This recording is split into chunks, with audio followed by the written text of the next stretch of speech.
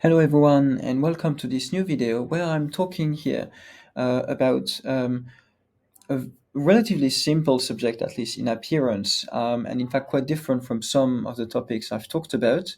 This is a very short article and I'm going to obviously put a link to this article, which has to do with the Tacoma Narrows Bridge. Um, Now, what is this article about? Well, first of all, you may have heard about this bridge. This is a bridge in 1940 that collapsed due to a storm, and then the storm gave rise to various oscillations of the bridge, and eventually the bridge collapsed. Um, and what is fascinating is that most of us have actually been exposed to the story of the Tacoma Narrows Bridge in science class. That can be in secondary school level, maybe when we were like from 12 kind of onwards. In the UK, for example, this is part of the program, even today, of GCSE courses, which are basically kind of correspond to 15, 16 year of age. And this is also explored further in year kind of, uh, when students are kind of 17, 18, so-called A level in the UK. Um, Now, the thing is that the stories about that bridge are fascinating, and that's what is explained in this quick article by these particular authors here. So Olson, Wolf, and Hook, and what they and I want to highlight here this part.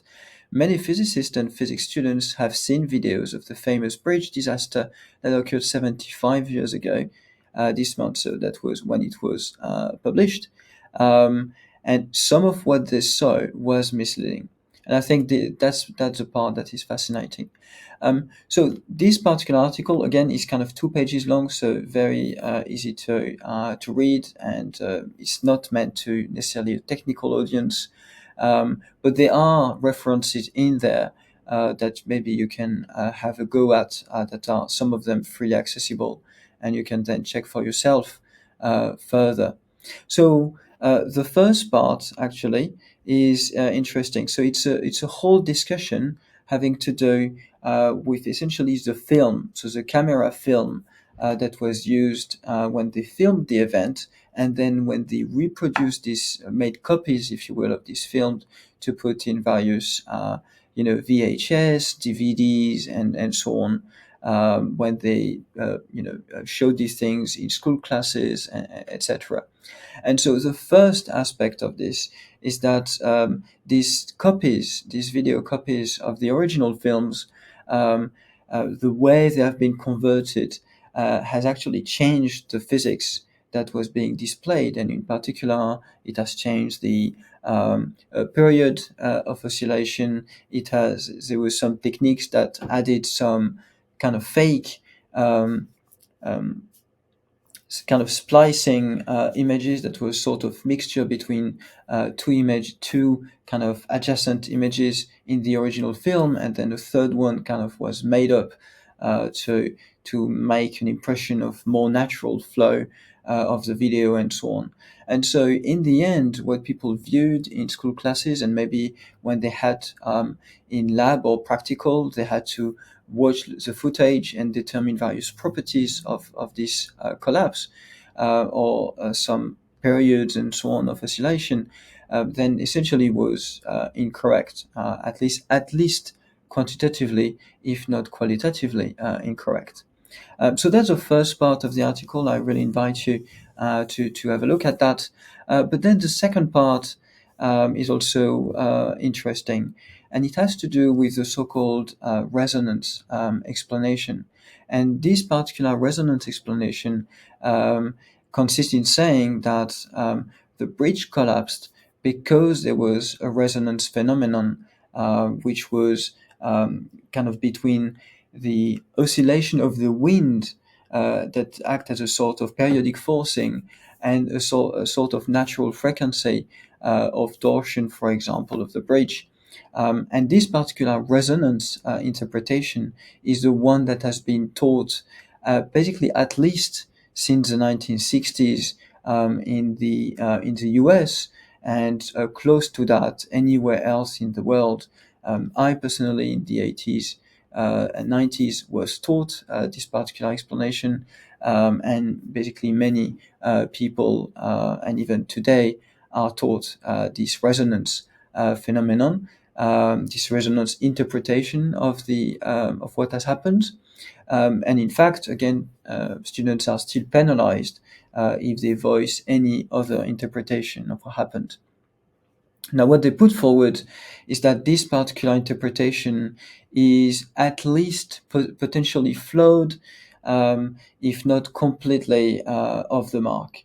Um, and they put forward various studies that basically have tried to highlight and put forward evidence that this was not possible. And slowly but surely, some let's say educational institutions and associations are trying really to put this forward. Um, um, so yes, so they mention one here, but I can't remember. Um, they mention one particular. Yeah.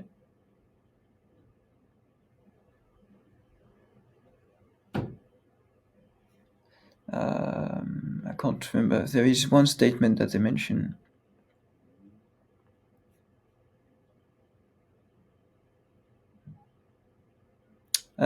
Yes, here it is. Sorry.